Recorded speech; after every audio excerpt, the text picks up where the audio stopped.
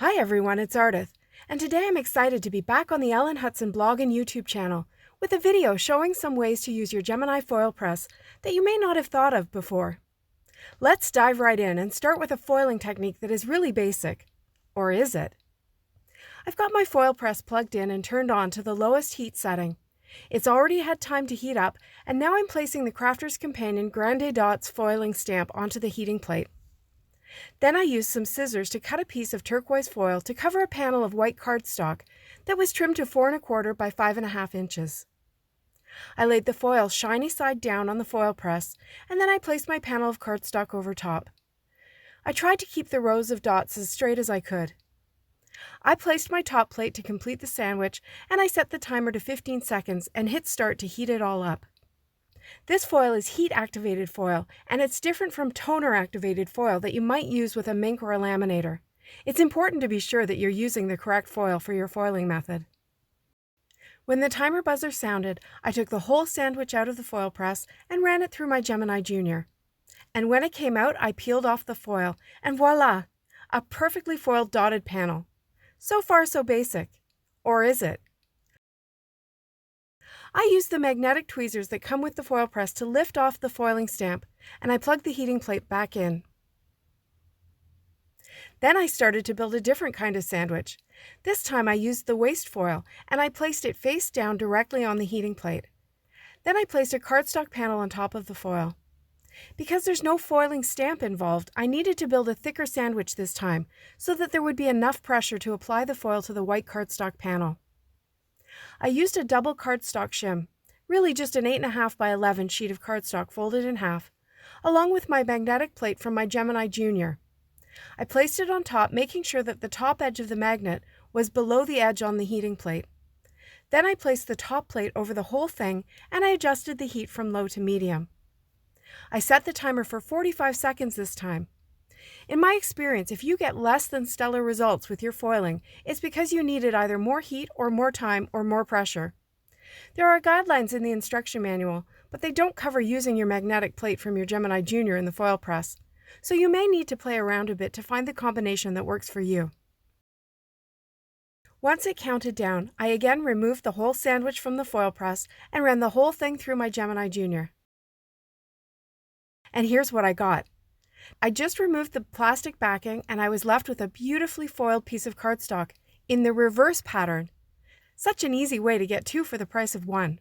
It's fun, right? Okay, so moving away from foiling for a second here, I created an alcohol ink background for my second card.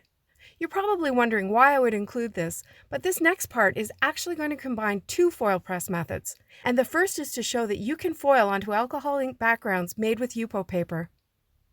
I used 3 pale blue Copic refills, some Ranger alcohol blending solution, my little kitchen turntable, and a puffer to create a pretty background that was meant to look like the sky.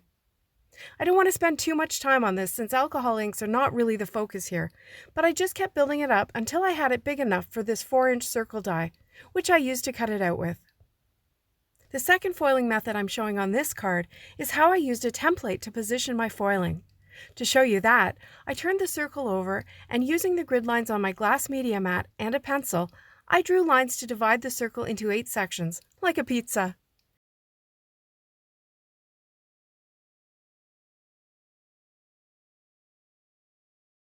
I numbered each section, and that will help to keep me organized.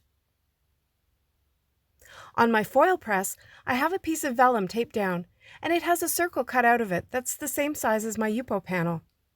You can see 2 pencil lines at the top. They are spaced at the edges of each of the 8 sections so that I can turn the panel the right amount of space each time. Here's how it works. I took the largest butterfly from the Crafter's Companion Butterfly Dreams foiling stamp set, and I placed it in between the 2 marks on the vellum, making sure that the stamping portion was facing up.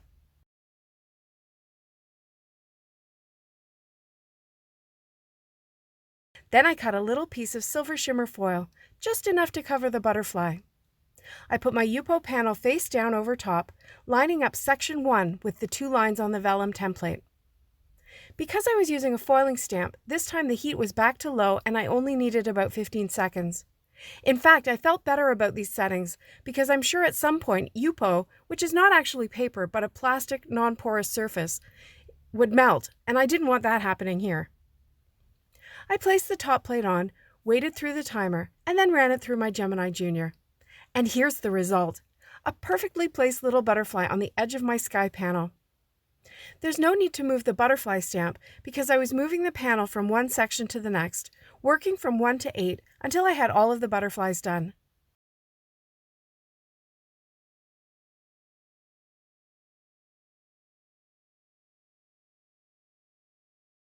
I didn't end up with a perfectly precise circle of butterflies for a couple of reasons.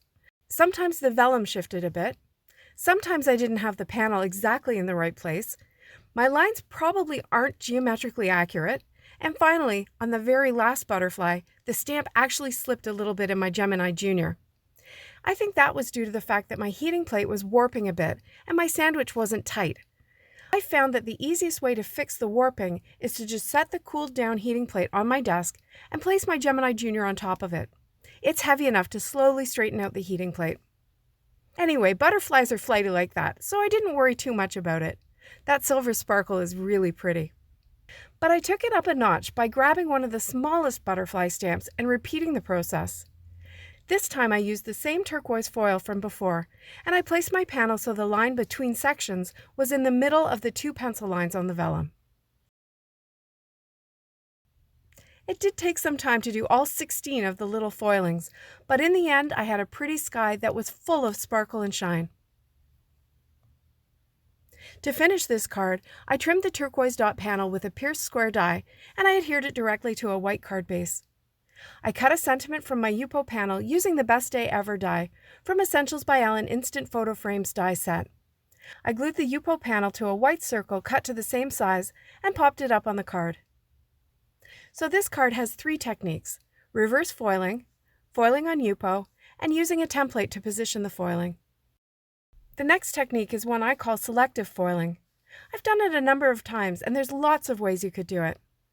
This time I placed my die-cut hello sentiment onto the foiling stamp so that I could tell how much clear space I would need. I placed turquoise foil above and below that area, making sure that the full row of dots was covered. I removed the die-cut and placed a piece of white cardstock over top, trying to keep it as straight as possible. Then I added the top plate and ran the whole sandwich through my Gemini Junior. When it came out, it was clear that I hadn't got my placement perfectly straight, but I fixed that later when I used a pierced rectangle die to trim the panel. The clear space does have some texture because the stamp pressed into the white cardstock, but it's not enough to distract from my sentiment. And that's the next technique.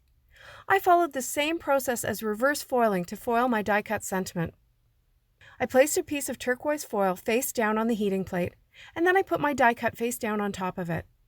Again, I used the magnet from my Gemini Junior with a doubled up cardstock shim and then my top plate.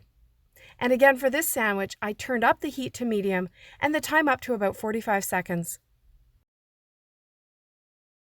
And when I pulled it out, I had a pretty foiled sentiment that matched my foiled background perfectly.